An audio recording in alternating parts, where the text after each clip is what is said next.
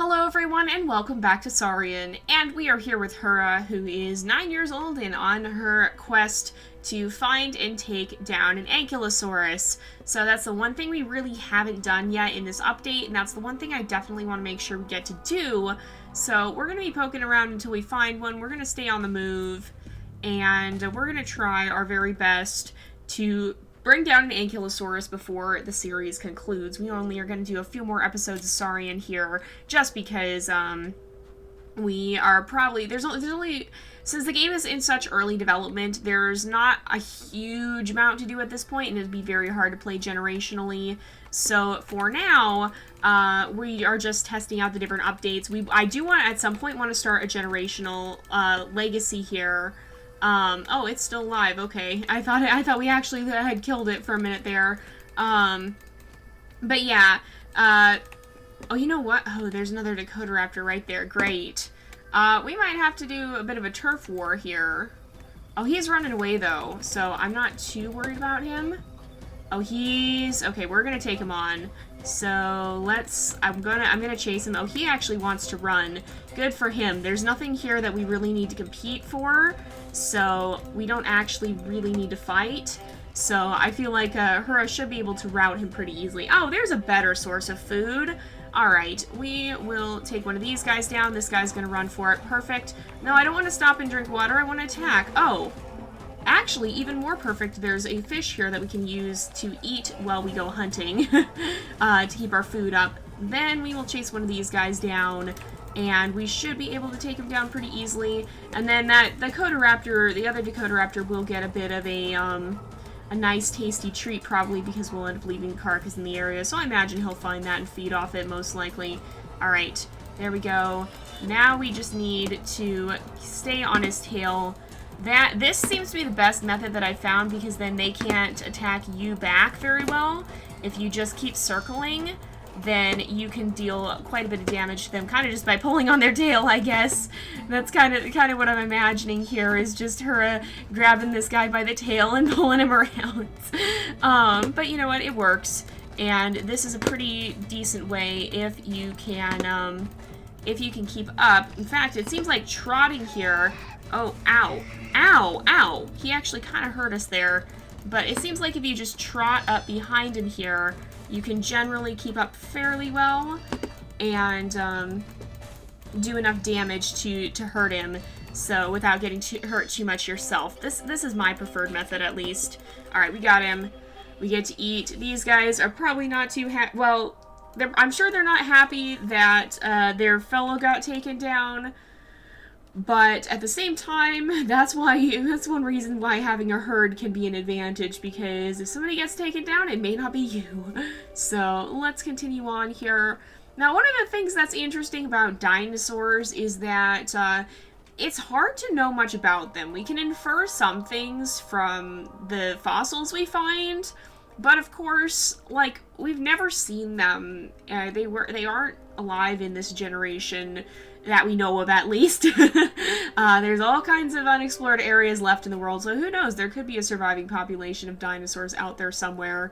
But as far as we know, they're not still around, and with that in mind, it's pretty hard to actually know much about them. So I think Saurian has done a good job based off currently accepted research, but it's always a little interesting to play dinosaur games, because you really can't observe them in the same way that you would a live animal today. So it's always a little bit different, and it's hard sometimes to, like, because I mean, everything we know here, everything that we're looking at, I think this is the freshwater swamps too. Everything they put together in this game, yeah, they've done a good job with it, but at the same time, it's based off what's at best guesses. We don't have a lot of information about dinosaurs simply because we can't observe them. Everything that we know is educated guesses, and so it's always important that when we play a dinosaur game like this, to keep that in mind. Take everything with a grain of salt, because, I mean, we're doing the best that we can with the research, and I know Saurian has been careful to follow the most widely accepted research, but it's hard to know if that's actually right or not.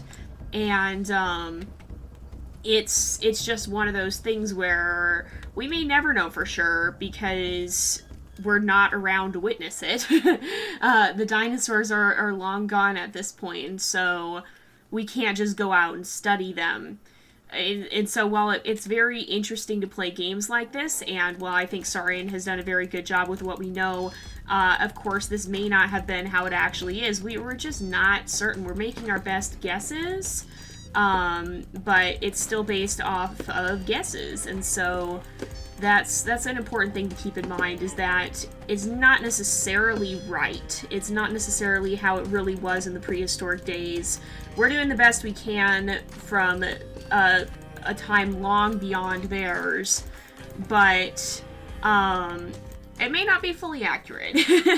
It's the best guesses we can make, and there are things that are up for dispute sometimes, so oh great, it's nighttime again. I don't really like wandering around at nighttime.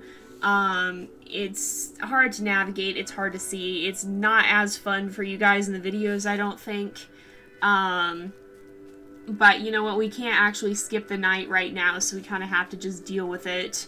Is this salt water? Did I come back to the same marsh I was in originally? I'm pretty sure I did. Is this gonna make my thirst bar go down?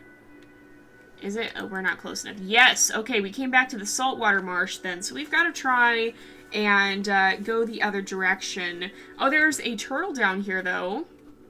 We can at least take this guy down, and then we'll go get a drink on our way back, probably. So we can go ahead, we'll eat there, and then we will grab some food for the road, and we're going to set out in this direction and try to head back down towards the freshwater marshes. But yeah, that's one thing that's always interesting about dinosaur games, is that you can make the best guess you have based off the current science, but you can't know for sure.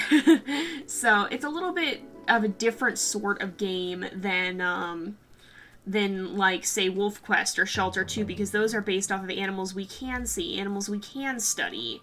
There's spooky sounds happening, and I'm not sure I like that.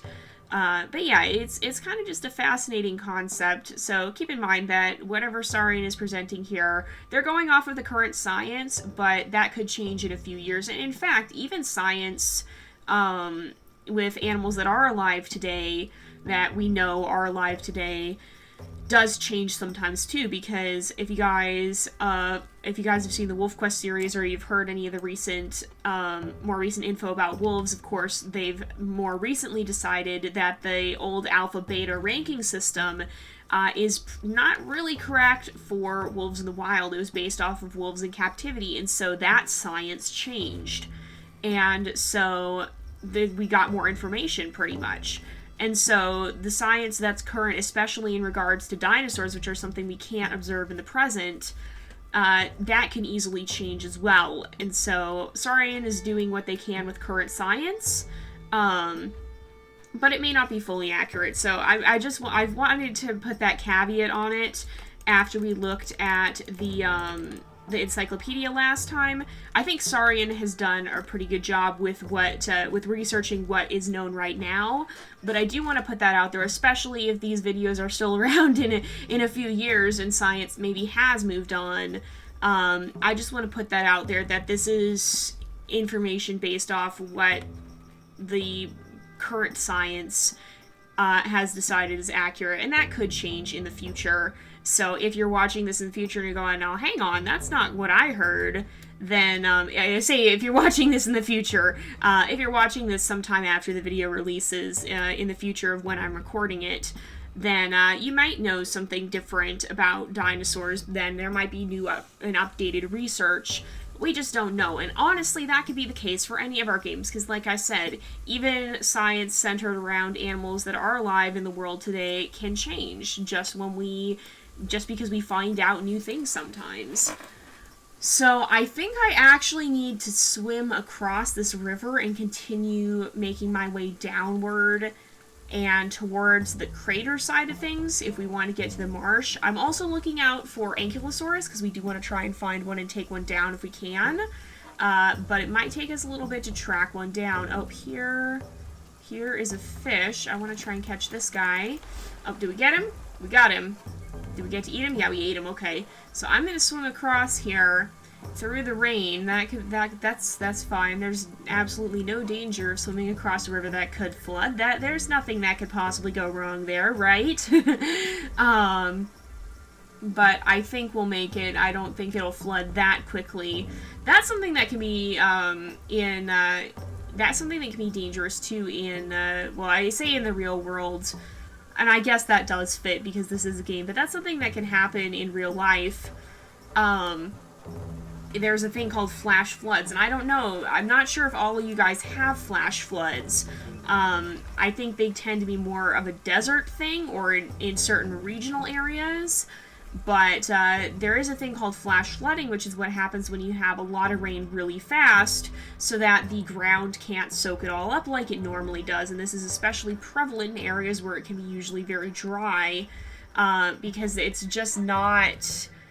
The area doesn't normally get a lot of rain. So when it does get a lot of rain, then bad things can happen. This should be the freshwater marsh I was thinking of. I'm pretty sure that is... But so flash flooding is when a lot of rain falls really, really quickly and it floods very fast. And it can actually be really, really dangerous because if people aren't expecting it, they can get caught in it, and it usually happens in like gullies and areas. And so if you have a low-lying area, it can come sweeping out of nowhere before you would even see it coming. So I don't think there are flash floods here. I don't think that it happens that rapidly in the game, but that is something that can happen in real life, and so that's an important phenomenon to be aware of, that can happen, and so you have to be kind of careful, especially in areas where it's dry or rocky, because the ground may have a hard time soaking up the rain that if it falls very, very quickly. We do actually have them where I live. I live in the desert part of Southern California, and so we do have them sometimes where I live. If it rains a lot and quickly, you can have bad things like that. You can have flash floods, you can have mudslides and whatnot, because the area just is not... It's not used to getting that much rain, and so when it happens, sometimes things go a little bit crazy. But I don't know. Do you guys experience flash floods where you live? And I'm pretty sure it is more of a regional phenomenon that you tend to hear about it more in the deserts, at least. But I don't know. Maybe they get them in more wet areas as well. Do you guys get flash floods where you live? And I don't know. Just I'm curious now. I don't know. It occurred to me that I don't actually know if they're typically restricted to deserts for sure or not. That's what you always hear about them more in desert areas. But maybe it's just because they're a more rare phenomenon. So, okay, we want to take this guy down. I want a snack. I want a snack. He's gonna disappear. Oh, he's off over here. All right, did we get him? We keep missing him. He's got a yellow scent trail, or actually, I was gonna say he has a yellow scent trail because he's a predator, and I think that is the case. But also the lighting does some interesting things at night sometimes. So, okay, is he around here? Oh, he went this way, right? Oh, I see him over there, yeah. He disappeared in the darkness. Did we get him? Oh, we should be able to kill him right away, right? I would think so. Oh, he's going real slow, so I think he's injured now. Did we get him? Nope, he's still running. Alright, where'd he go? Oh, he's right ahead of us. He's pretty hurt, though, by the looks of it. Oh, we got him that time. There we go. But we can actually eat there. It looks like there might be another one off in that direction, but I'm not sure if the yellow is actually because he's a predator, or if he's just, if it's just because... that's a croc. We're gonna avoid that. Or if it's just because of the nighttime lighting, because I know that can have an impact. I don't remember a big circular lake over here, though. Alright, let's eat that fish. That'll fill our hunger up a little bit more. There's an adult Dakota raptor over here. We're gonna chase him. He may fight us, actually. We might have to, oh! Or not. Okay, apparently he's not gonna fight us. We got a good bite on him the first time. I think the older Hyrra gets, the more territorial she is gonna become. Now, we can't actually find a mate or anything, but that's something that would probably be a thing she might have to compete for in the future. She'd probably have to drive off rival females, perhaps in her territory. Basically, fighting in nature occurs when there's competition, and so if there's competition for food, if there's competition for mates, if there's competition over territory, that's when you're going to see fights happening, because otherwise it's dangerous and risky to be fighting. If you get into a fight, you could die. Even if you come out the victor, you could still be injured enough or get an infection that could cause you to end up dying in the end anyway. So animals will avoid fighting for the most part unless they have a good reason to. And so I feel, for the most part, like that guy was kind of chilling around. The other one ran off. What am I hearing? I don't know what's going on here. But like the other one we faced, I think last episode, ran off. And so we didn't really need to fight there. But this guy kind of lingered around a little bit more. He didn't run right away. And so I feel it makes sense for her to come after him like that. And so that's something just to keep in mind when you're thinking about animals, is they don't fight just for the sake of fighting. There's always going to be a reason for it of some sort. It's always a battle of, is it worth the risk? If it's not worth the risk, you don't want to do it because you could end up dying even if you do win the fight. And of course, the goal of nature is to survive long enough to pass on your genes.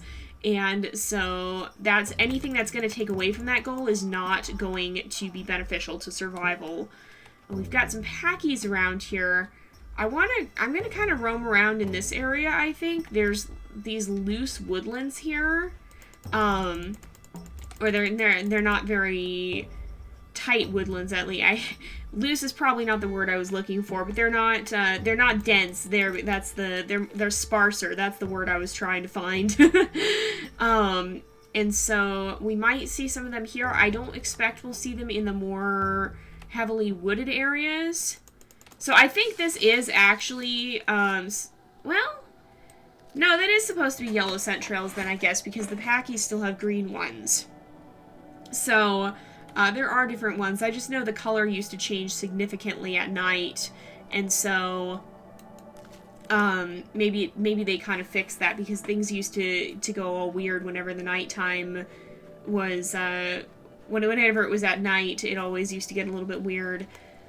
This is a very circular lake, and so I feel like maybe it's not normally here. I feel like maybe it's just a depression in the ground that that got filled up with water due to flooding or something like that.